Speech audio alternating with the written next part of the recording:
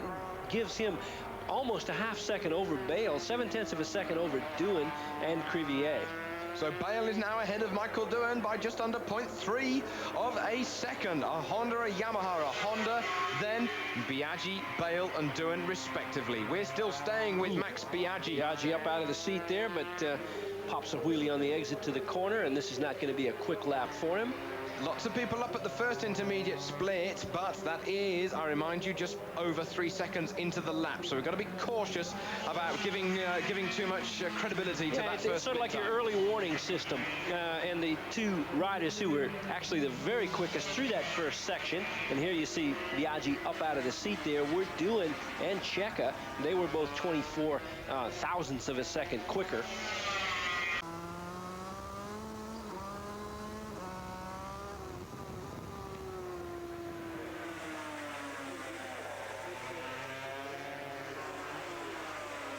Well, Max Biaggi, surely he is going to ride in the same colours next year, but what is going to be the logo on the side of that tank?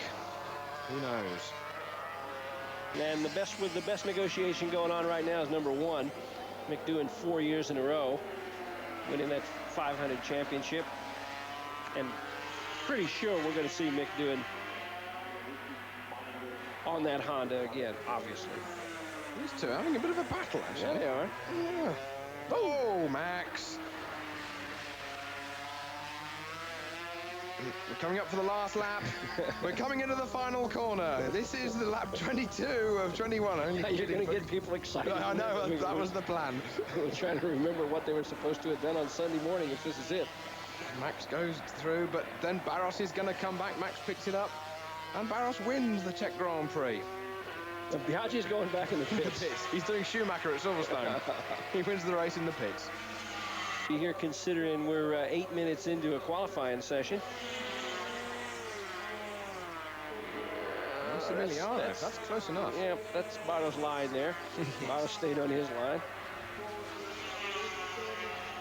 That bottom corner. Pretty stuff. He's a little bit hot this time. I saw him doing that yesterday, though, and getting to the apex. This time he overshot the apex. See that black line going down? Max Biaggi's dropped it. Max Biaggi. Well, Biaggi came out of the pits a little hot and bothered today with, Dyson with Barros early in the session. A lot of aggressivity, and, well. So Max Biaggi is the guy on the pole position at the moment, and is that bike going to be able to get back to the pits? It fell on its right-hand side.